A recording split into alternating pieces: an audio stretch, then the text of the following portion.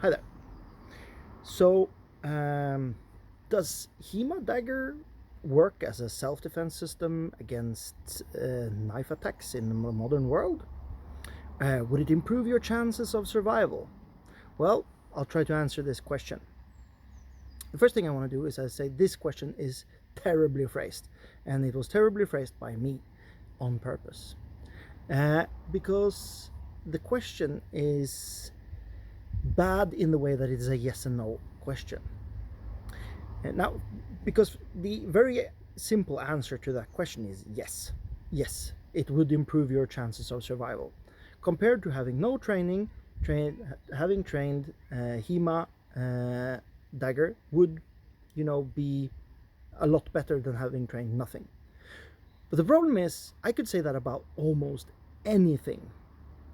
I tell you what, having trained tennis would be a preferable to not having trained anything. Now, I'm not comparing the two. I'm not saying that Dagger, HEMA Dagger is as useful or not useful as training tennis. But the point is that tennis players, if you're a good tennis player, you're probably quite fit, and also you'll probably hit quite hard if somebody gives you a stick. So in the right context, you could actually defend yourself pretty well with you would increase your chances of survival, because being fit is very underestimated in any form of self-defense. Now, and by the way, when I did my baton certification for law enforcement, the guy who hit the hardest in my group, and there were a lot of martial artists there, people doing kali and everything. The guy who did hit the hardest was a badminton player. He hit the hardest with the baton. So I'm actually mean that seriously. That somebody who give a tennis player a good stick, and he'll probably whoop your ass really hard, if he manages to land a strike. That is, of course. Now, enough about tennis. My point is this. We cannot answer the question just yes or no, because that doesn't make any real sense. We have to kind of go a little bit deeper. Now, how well will it work? Well, it depends a little bit on context, and perhaps a little bit upon the manual, but most of all, how you train.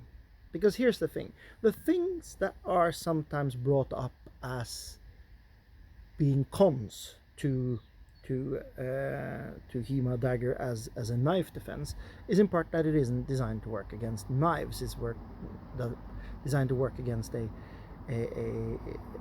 dagger. Now I'm just talking about the empty hand versus dagger section of most manuals. So the thing is, why is that a problem? Well, daggers are quite long. The perception is often that modern knives are shorter, especially you have folders and everything. That isn't really a big problem, because if you look at statistics, the most common knife in knife crime is actually kitchen knives, and they can be pretty big. My kitchen knife is about the size as a rondel dagger, so I think size-wise it's not really an issue. However, a modern kitchen knife is quite good at cutting compared to a dagger. Even though I have had my little crusade of daggers could cut, no matter what kind of dagger you had, it probably was rubbish at cutting compared to my 300 euro kitchen knife. So yeah, it's all about they can cut, but not well enough. It wasn't really a feature, and you can see that throughout the manuals. Cutting is mentioned a few times, but it isn't generally something they worry about. Now, that's also good, because if you look at lethality, even with modern knives, getting stabbed or thrusted is much more dangerous than getting cut, generally speaking. There's exceptions. If somebody cuts your throat, of course you're in trouble, but generally speaking, people who get stabbed or thrusted with a knife, they fare less well than people who get cut.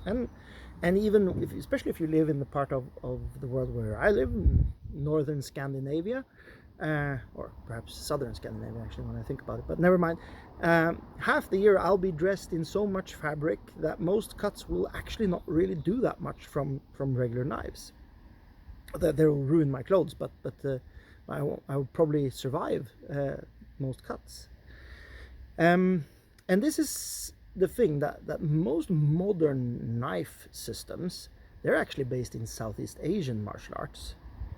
And they have their own problem because they tend to be cut-centric. So actually, if you compare the basic problem of the weapon of translating a dagger to modern knife, I don't think it's actually any bigger than translating, for example, Filipino martial arts or silat or something into a modern knife system or knife defense system.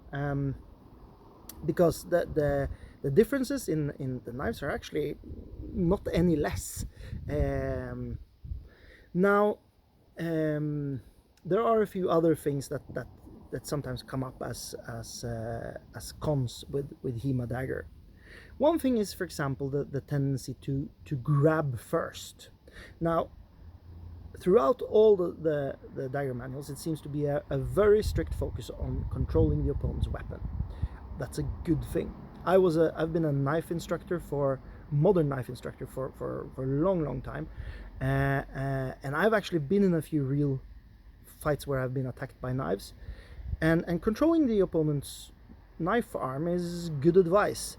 The way it's suggested in the manuals very often rely on grabbing the hand as your first choice. But is it now? Well, you see a lot of these grabs, two-handed grabs, single-handed grabs. But we don't know in what context it was taught, because very often these manuals are produced without context. It's just a collection of techniques and perhaps a system, a way of moving, but doesn't really tell you much about in what context would you use your this. Would you focus on, would they teach blocking and covering first, and then, okay, if you get into a correct position, then you grab? Because if it's like that, then it's the same as, most Krav Maga, most modern knife defense, they focus on the same thing. Cover, strike simultaneously if you can, and then if the situation arises, grab. So our perception on HEMA Dagger being focused on first grabbing might actually be that we are focusing on those techniques. We don't know if the original authors back in the day would have said, okay, so first I want you to focus on blocking, and then later on grabbing when it's more of an opportunity. We don't know. Most of the manuals are even hard to interpret as is, and there's absolutely no advice on context. Now, I think there might be some exceptions. I think Fiore maybe has some, but I really haven't read much Fiore, so I can't say. So the other one is so there's there's the size of the weapon, and there's a tendency to grab. Those would be my two, kind of cons, but they're not that bad. And also another thing to focus to look at is the fact that I was raised in Southeast Asian martial arts, and my instructor always said to me, and I've told all my students, don't go grabbing, don't have that as your first. You don't grab, you block and you counter immediately. But the thing is, the reason why you say that is because there is a natural instinct to grab. So what you want to do is, it's actually not that the system tells you never to grab. And this is a misunderstanding, because when somebody gets instructed and they forgo the source, they don't think for themselves, they just repeat what their instructor tells them. They say, oh, don't grab. But that's something your instructor tells you because it's such a natural inclination to grab. So they want to get that natural inclination out, that you have to focus on covering first, and then if the situation arises, then grab. So this actually doesn't really have to be such a big difference. And look at modern CCTV footage. There's a lot of people successfully pulling off grabbing. And the reason for that is, of course, that your opponent is usually completely unskilled. thankfully, most skilled people who are training in using a knife, they don't go stab people on the street. That's great. Let's keep it that way. but the point is that certain things that you as a martial artist might take into account is something that doesn't really matter if your opponent is unskilled. A lot of that's basically the idea behind the Meisterhau, right? With a longsword, the Meisterhau is presented as this will counter the common fencer, the person who is comparatively unskilled. That means that most people would not attack with Meisterhau. The common man would not use Meisterhau. So you didn't really, for some reason, they don't really spend a lot of time then defending against common attacks, but never mind. So grabbing is perhaps less of a problem than it's made up to be. So what, now back to, would it really work? Well, I'd say yes, but it most of all depends on how you train it.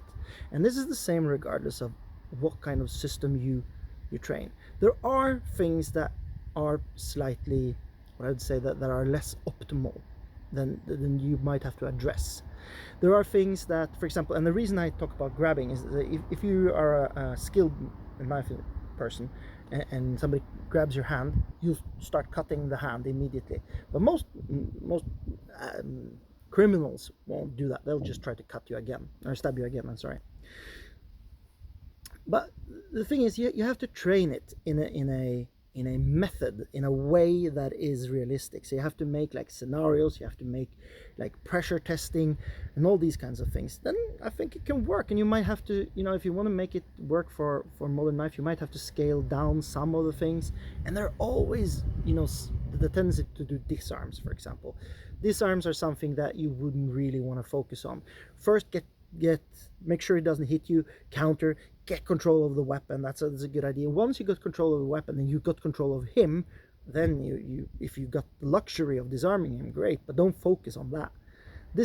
But all of this is down to how do we teach it. It's not about what's in the manual, because the manual just describes techniques. We have to create the context. So it can HEMA Dagger be made into a modern, well-functioning knife defense system? Yes, it can. Will it work as is? Yeah, it will absolutely improve your chances. It's a lot better than having trained nothing. It might not be the most optimal if you're just training it, like most people are training the dagger defenses. Most people actually don't spend a lot of time on dagger at all. They spend the majority of time on swords because swords are perceived as more sexy. Of course, I would disagree with that strongly, but never mind. So, yeah, the way you train it would be the way to improve it.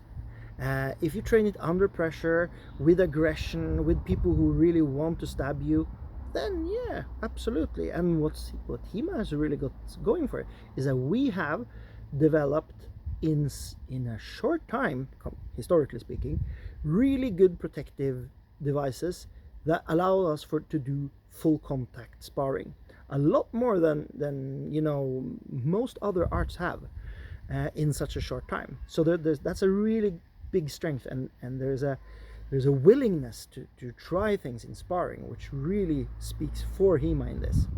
So I think, will it help you? Yes. Having trained anything will help you. Doing something is always preferable to doing nothing, but for it to be optimal, you have to kind of optimize your way of training it.